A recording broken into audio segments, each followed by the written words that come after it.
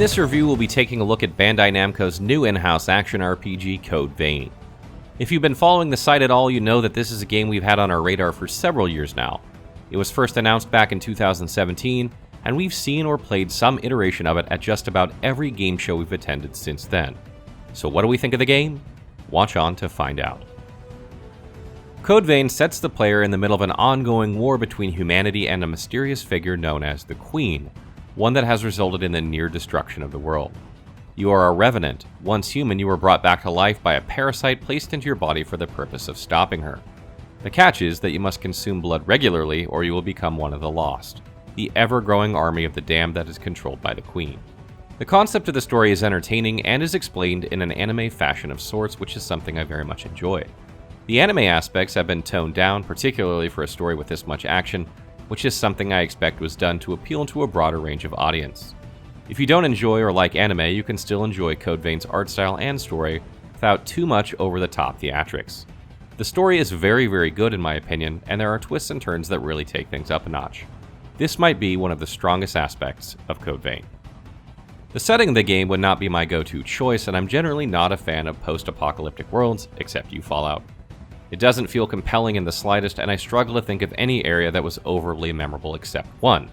And that was because it reminded me of another game, which I'll compare Code Vein a lot to in this review.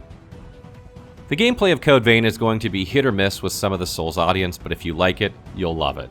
The overall amount of customization for your character is outstanding, and it definitely gives the game a hardcore RPG feeling, one that I can't wait to explore more in depth in future build guides.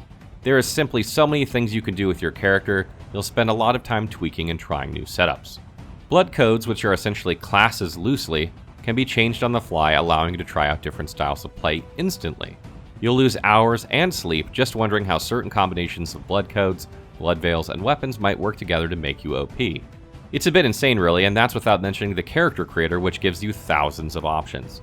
It may take you an hour or two just on this one aspect. The heart of Code Vein's gameplay has flashy anime-esque combat, but the soul of the game is very much Dark Souls.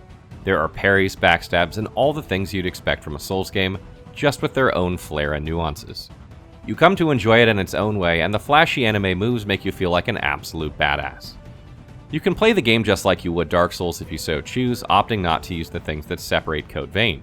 However, you'd really be missing out. Skills and gifts add something that Dark Souls does not by giving you many more solutions to taking down enemies. It almost feels more like a traditional RPG or JRPG in many ways, and really defines the game. The pacing of the game will feel very familiar for most Souls players. Teleport to large area, explore and kill enemies, find areas to rest, fight more enemies, eventually fight boss, watch cutscene, and repeat. There are some variations of course, but that's the basic gist of it, and it works just fine. They didn't need to fix what wasn't broken, and they didn't. Code Vein does feature some dungeons that are separate from the main game though, and these are randomly generated to a degree. It's my understanding that they are meant to be the game's endgame content, much like Chalice dungeons were in Bloodborne, but I have not unlocked them all yet, so I can't say for certain. Regardless, they do add a means to fight bosses you've already faced before again, which gives you practice if you desire, as well as new loot.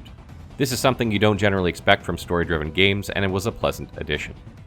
Code Vein features online cooperative multiplayer, which is music to everyone's ears. While many players prefer to play their first playthrough of Souls-like games solo to really get that hardcore experience, everyone loves to play online at some point. Jolly cooperation are what these sort of games are all about, and frankly, it's just fun to play with friends, especially when they look so lovely. Players can use a password to sync up with their friends, or they can play with random strangers on the internet. Who doesn't love that? While I didn't get a chance to test this out with my review copy, we did get a chance to play the beta recently, and the connectivity worked just fine. I expect very few issues here, except perhaps on launch day, since it's a tradition. The world of Code Vein is not much to look at visually. The level designs and maps look pretty bland and washed out, and much of it feels very cookie cutter. You begin to recognize pieces you've seen over and over, and the world feels very static and lifeless. An utter lack of motion in-game world is something you don't expect from a large studio like Bandai Namco, and is more akin to something in an indie game. Character animations, on the other hand, are nice to look at, particularly if you're of the male persuasion. They have a very anime feel to them and are well done, fan service aside. They all have a unique appeal and they all seem original, which is something you cannot say about too many RPGs these days. あの霧の出現によってあらゆるものが閉じ込められシルバが君臨するレヴェナント社会が誕生した。霧の牢獄。霧に閉じ込められたこの世界はいつしかそう呼ばれるようになった。The creatures trapped inside the miasma wander in a never-ending cycle of death and rebirth, always searching for blood beads to sustain them.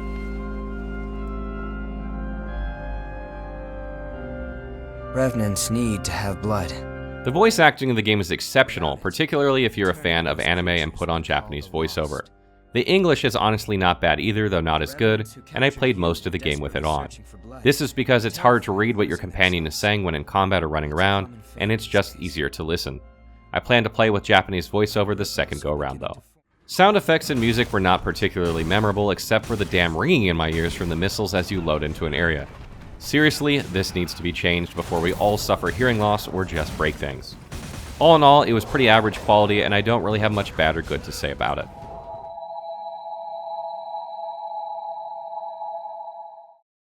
Final thoughts. Code Vein is a game we've been following a long time, and in the years that we've seen it, I don't think I came away impressed a single time. That is, until now.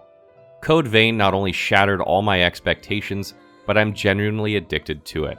I can't stop playing, and when I'm not playing, I'm thinking about playing. Things like an excellent story, interesting characters, fun and rewarding combat, deep customization, and online multiplayer propel Code Vein into elite company. Out of all the games I have played that you could categorize as Souls-like, Code Vein is the only one that surpasses that title and adds something so unique that it feels more than some iteration of Dark Souls or Bloodborne. I'm utterly blown away. Code Vein is not Dark Souls. It lacks the polished combat and stellar world design of the legendary franchise. However, it makes up for these things with its brilliant character customization, a deep narrative with twists and turns, and skills and abilities that challenge the player to defeat enemies in a way they never would have thought of before. On top of that, the cooperative multiplayer should keep you playing well after you finish the game, and add significant value to a game that was already worth the price tag. If you're a Dark Souls fan, Code Vein is a must-buy game.